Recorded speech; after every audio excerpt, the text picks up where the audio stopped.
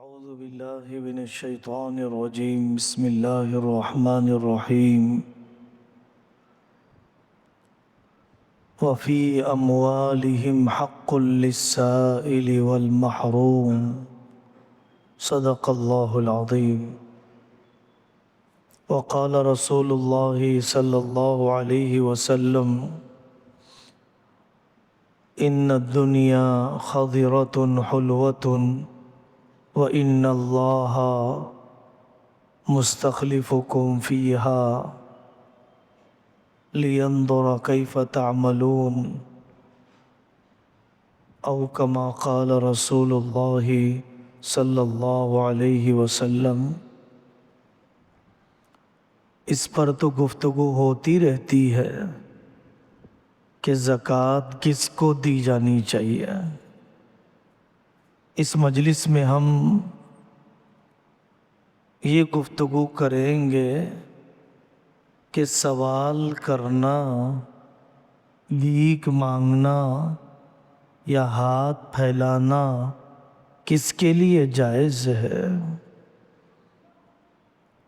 شریعت نے حضرت نبی پاک صلی اللہ علیہ وسلم نے غیور معاشرہ بنایا، اللہ سے لینے والا، مخلوق کو دینے والا مزاج بنایا۔ صحابہ کرام لٹے پٹے آئے مکہ مکرمہ سے مدینہ منورہ، لیکن ہاتھ نہیں پھیلایا۔ ایسا نہیں ہوا کہ بھکاریوں کی تعداد بڑھ گئی۔ انتہائی ضرورت مند ذاتی مکانات بھی سب مدینہ منورہ آتے ہوئے چھوڑ دیا تھا انہوں نے۔ مدینہ والوں نے کہا بھی لے لو ایک کھیت ہمارا، لے لو فلانا کاروبار، اور وہ فرماتے ہیں دلونی علی السوق، مجھے بازار کا راستہ بتاؤ۔ انتہائی فاقوں میں بھی اللہ کے نیک بندوں نے مخلوق کے سامنے ہاتھ پھیلانا پسند نہیں کیا۔ حضرت نبی پاک صلی اللہ علیہ وسلم نے فرمایا جو سوال کا دروازہ کھول دیتا ہے اللہ اس پر فقیری کا دروازہ کھول دیتے ہیں۔ اور ایک روایت میں آپ نے فرمایا کہ جو سوال کا دروازہ مال بڑھانے کے لیے کھول دیتا ہے وہ جہنم کی آگ جمع کر رہا ہے، چاہے وہ کم جمع کریں یا زیادہ جمع کریں۔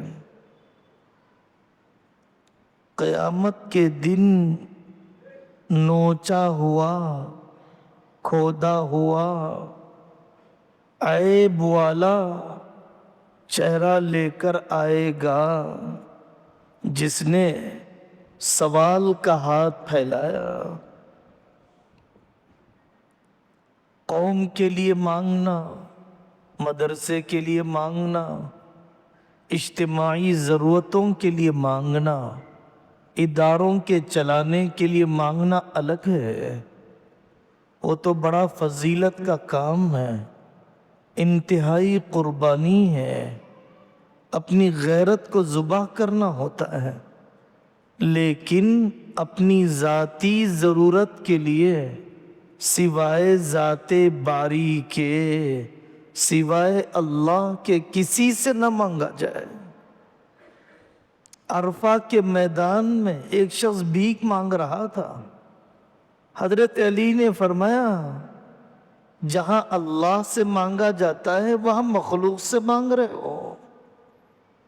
واقعات ہیں اللہ کے نیک بندوں کے۔ کعبۃ اللہ کے طواف کے درمیان بادشاہ وقت نے سوال کیا کوئی ضرورت ہو تو پوری کر دوں۔ انہوں نے کہا کہ بیت اللہ میں رہ کر غیر اللہ سے مانگتے ہوئے شرم آتی ہے. باہر آنے کے بعد پھر کہنے لگا اب تو مسجد حرام کے باہر آ گئے, اب کچھ ضرورت ہو تو بتائیے. تو انہوں نے فرمایا دنیا مانگوں یا آخرت؟ تو بادشاہ نے کہا آخرت تو میں دے نہیں سکتا, دنیا ہی کے بارے میں کہہ رہا ہوں. تو انہوں نے فرمایا اتنی قناعت تھی, اتنا وہ اللہ کے دیے پر راضی تھے کہ فرمایا دنیا تو میں نے اس کے بنانے والے سے ہی نہیں مانگی, تم سے کیا مانگوں گا. حدیث ہے حضرت نبی پاک صلی اللہ علیہ وسلم فرمایا جو 3 دن تک فاقے کو جھیلے سوائے اللہ کے کسی کے سامنے اپنی ضرورت نہ رکھے, اللہ تعالیٰ اسے 1 سال کی حلال روزی کا فیصلہ فرما دیتے ہیں. 1 سال کی حلال روزی کا فیصلہ فرما دیتے ہیں.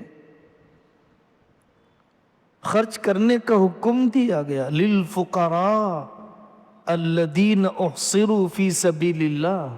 یہ صفہ والے, یہ دین کے کام میں اپنے آپ کو باندھے ہوئے, دنیا کے کاروبار کو جنہوں نے چھوڑ دیا, لوگوں کے سامنے جو گر پڑ کر نہیں مانگتے, لا يسألون الناس الحافا يحسبهم الجاہل اغنیاء من التعفف.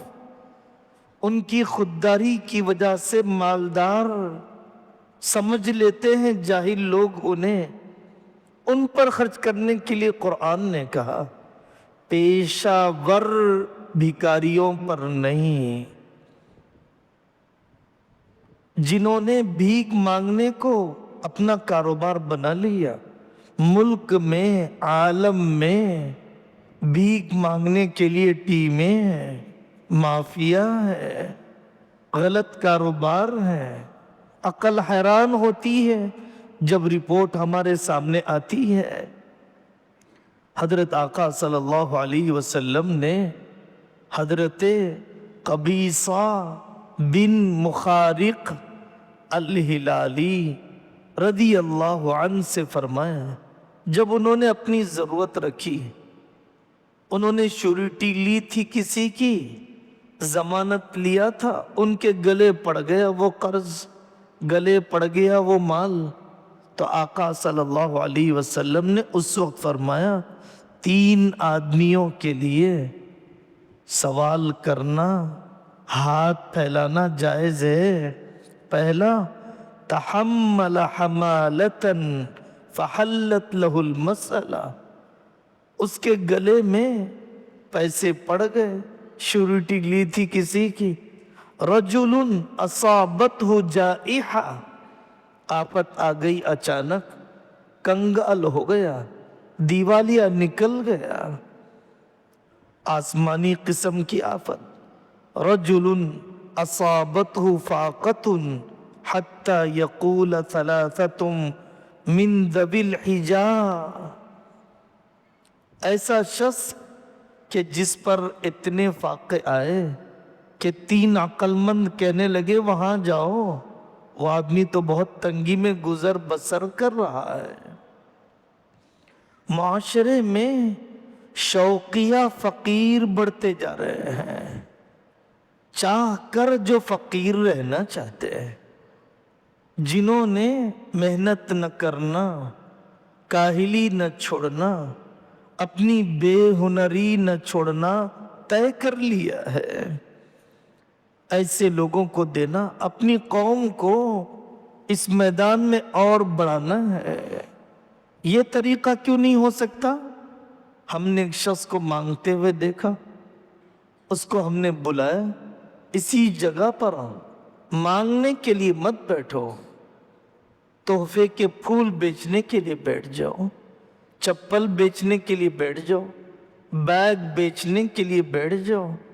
شام تک نفع کے پیسے آ جائیں گے، غیرت بھی تمہاری بچ جائے گی، اللہ کی ناراضگی سے محفوظ۔ جس کو اللہ فقیر بنا دے اس کو کون مالدار کر سکتا ہے؟ جس پر اللہ فقیری کا دروازہ کھول دے اس کو کون مالدار بنا سکتا ہے؟ دوسری حدیث میں آقا نے فرمایا ان المسألۃ لا تصلح الا لثلاث لذی فقر مدقع لذی غرم مفضع او لذی دم موجع۔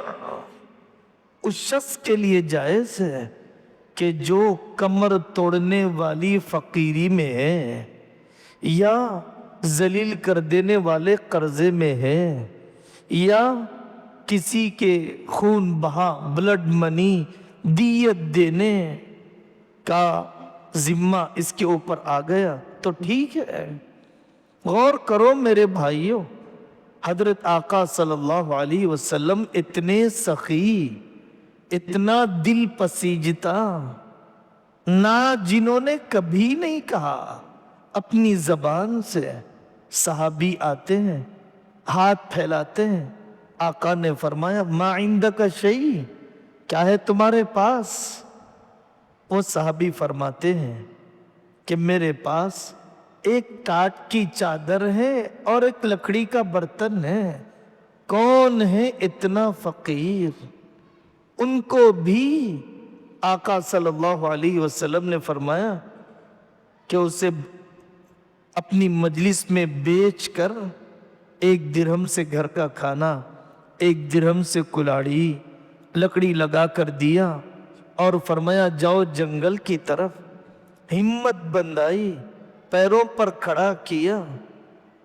اچھی بات نہیں ہے ہم راتوں میں سڑکوں پر جن بوڑھوں کو داڑھی ٹوپی برقعوں پر بیٹھی ہوئی عورتوں کو دیکھتے ہیں، دل پسیج جاتا ہے، قومی غیرت بھی مشتعل ہو جاتی ہے، رہا نہیں جاتا، ہم دینے لگ جاتے ہیں۔ اس سے زیادہ صحیح طریقہ یہ ہے پوری کاؤنسلنگ کی جائے، حالات کی دریافتی کی جائے، حقیقت حال کو جانا جائے اور اس کے بعد ان کی خدمت کی جائے۔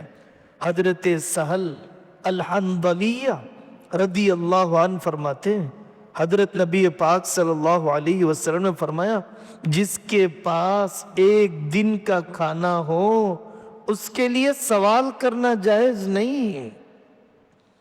آقا صلی اللہ علیہ وسلم فرماتے تھے من یستعفف یعفہ اللہ، جو سوال سے بچنا چاہیں گے اللہ انہیں بچائیں گے۔ بچنے کا ارادہ تو کرو۔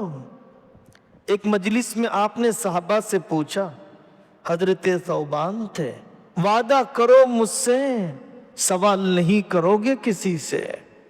صحابہ نے وعدہ کیا، فرماتے ہیں اس کے بعد میں نے کبھی سوال نہیں کیا۔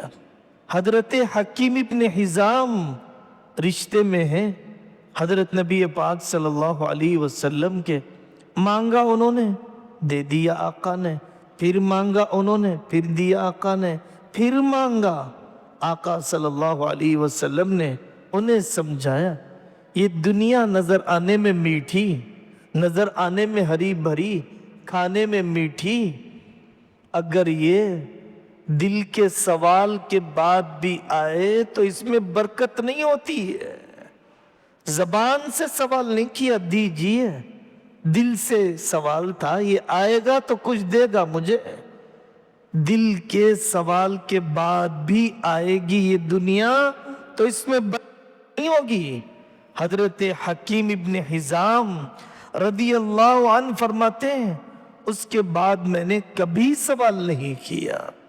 حیات الصحابہ میں واقعات ہیں، صحابہ کرام اتنے خوددار ہو گئے تھے کہ اونٹنی پر جاتے ہوئے، سواری پر جاتے ہوئے کوڑا ہاتھ سے گر جاتا، اتر کے خود کوڑا اٹھا لیتے، لیکن دوسرے سے مانگنے کو اپنی غیرت کے خلاف سمجھتے تھے۔ اب مالدار مستحق سے بچنا چاہتا ہے اور مستحق مالدار کو تلاش کر رہے ہیں. ہونا یہ چاہیے تھا کہ مستحق اپنی ضرورت کو چھپاتا خودداری اور غیرت کی وجہ سے، اور مالدار زکوٰۃ دینے والے تلاش میں نکلتے للسائل والمحروم، ایسے اللہ کے مقبول بندوں کی خدمت کے لیے کہ میری آخرت بن جائے. غربت کا دین یہ ہے کہ اپنی حاجت کا اخفا کیا جائے. غنا کا دین یہ ہے کہ مستحقوں کو اپنی ضرورت سمجھ کر تلاش کیا جائے. اس گفتگو کا مقصد یہ نہیں ہے کہ ہم مستحق لوگوں کو بھی حقارت کی نگاہوں سے دیکھیں، ہر ایک کو مشتبہ نظر سے دیکھیں.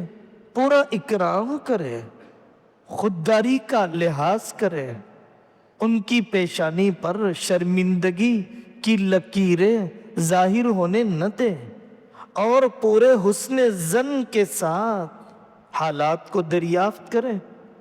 میٹھا بول، اچھا تجربہ، صحیح میدان کی رہبری، اس عورت کو اپنے شوہر سے جوڑ دینا، اس باپ کو اپنے خاندان سے ملا دینا، ان کے بچوں کی ان سے صلح صفائی کر دینا. بعض مرتبہ صدقہ اور مال دینے سے بڑا صدقہ ہوگا، بڑا احسان ہوگا کہ ان کو کسی محنت یا ہنر یا کاروبار پر متوجہ کر دیا جائے. اللہ تعالی ہمیں اپنے غیر سے مستغنی فرما دے، صرف اپنے در کا بھکاری بنائے رکھے. حضرت امام احمد بن حنبل دعا فرماتے تھے، اے اللہ، جیسے یہ پیشانی کو اپنے غیر کے سامنے جھکنے سے آپ نے بچایا، اس زبان کو اپنے غیر کے سامنے کھلنے سے بھی بچا دیجیے. اللہ تعالی ہم سب کو ایمان و یقین کی یہ سطح نصیب فرمائے، اور اپنے مال کو اللہ کے راستے میں مستحقوں تک تلاش کر کے پہنچانے کی توفیق نصیب فرمائے. وآخر دعوانا ان الحمد للہ رب العالمین.